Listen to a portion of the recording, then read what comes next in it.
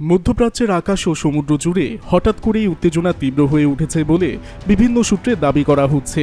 পারস্য উপসাগর থেকে লোহিত সাগর পর্যন্ত বিস্তৃত এই সংঘাত নতুন এক পর্যায়ে পৌঁছেছে, যেখানে প্রতিটি মুহূর্তই অনিশ্চয়তায় ভরা।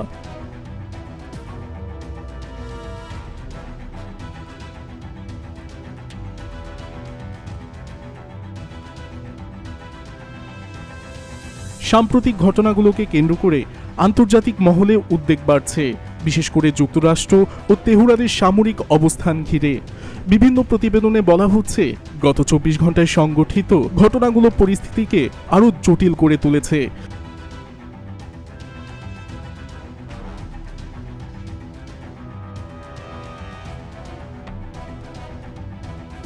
মার্কিন যুদ্ধবিমান F-15 ভূপাতিত হওয়ার দাবি সামনে আসার পর আকাশপথের নিরাপত্তা নিয়ে নতুন করে প্রশ্ন উঠেছে। একই সঙ্গে ইরানের দুর্গম এলাকায় নিখোঁজ এক পাইলটকে উদ্ধারের অভিযানও আলোচনার কেন্দ্রবিন্দুতে চলে এসেছে। মার্কিন প্রেসিডেন্ট ডোনাল্ড ট্রাম্প সামাজিক যোগাযোগ মাধ্যমে দাবি করেছেন, ওই পাইলটকে নিরাপদে ফিরিয়ে আনা হয়েছে।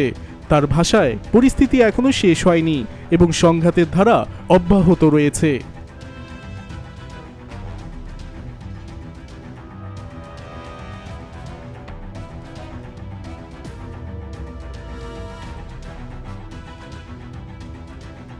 পেন্টাগনের তথ্য অনুযায়ী ইরানের দক্ষিণ পশ্চিমাঞ্চলে এই অভিযান পরিচালিত হয়েছে বলে জানা গেছে।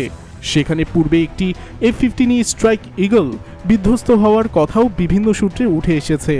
ইরানের পক্ষ থেকে দাবি করা হয়েছে, তারা দুটি ব্ল্যাক হক হেলিকপ্টারে আঘাত এনেছে, যদিও এই বিষয়ে পেন্টাগন আনুষ্ঠানিকভাবে বিস্তারিত কিছু জানায়নি।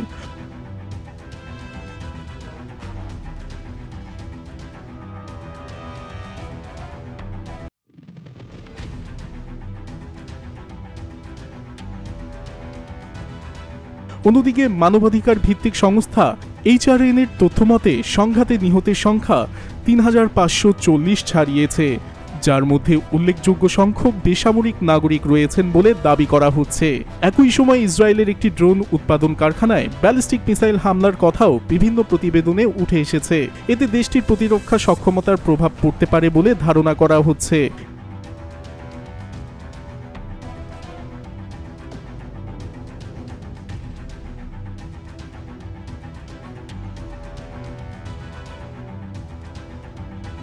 ইরানের তথাকথিত অপারেশন ট্রু প্রমিস 4 নতুন পর্যায়ে প্রবেশ করেছে বলেও দাবি করা হচ্ছে।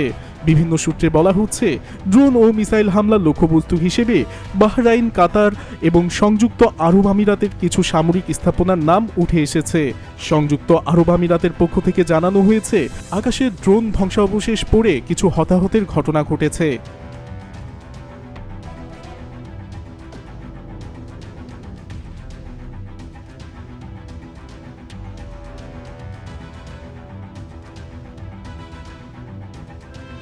জেনারেল ড্যান কেইনের বক্তব্য অনুযায়ী, হরমুজ প্রণালী নিয়ে নতুন করে সতর্কতা দেওয়া হয়েছে।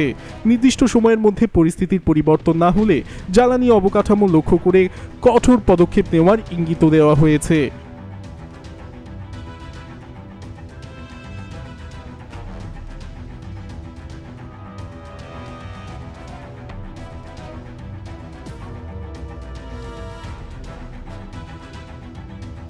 অন্যদিকে ইরানের ন্যাশনাল সিকিউরিটি কাউন্সিল কঠোর প্রতিক্রিয়া জানিয়েছে। তাদের ভাষ্য, এই সংঘাত তাদের আরও শক্ত অবস্থানে নিয়ে যাবে। তারা আরও দাবি করেছে, যুক্তরাষ্ট্রের থার্ড ও প্যাট্রিয়ট প্রতিরক্ষা ব্যবস্থা তাদের আক্রমণ ঠেকাতে পুরোপুরি সফল হয়নি।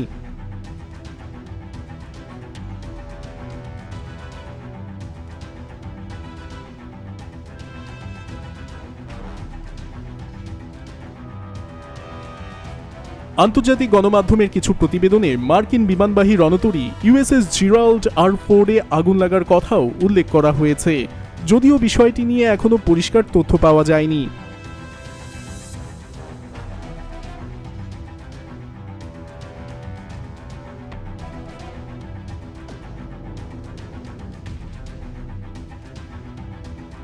সব মিলিয়ে যে সংঘাত একসময় সীমিত পর্যায়ে ছিল, তা এখন বিস্তৃত আকার নিচ্ছে বলে বিশ্লেষকদের ধারণা।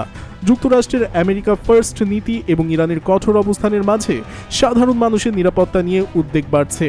এখন প্রশ্ন, হরমুজ প্রণালী ঘিরে উত্তেজনা কোন দিকে মোড় নেয় এবং এই সংঘাত আরও কতটা বিস্তৃত হয়।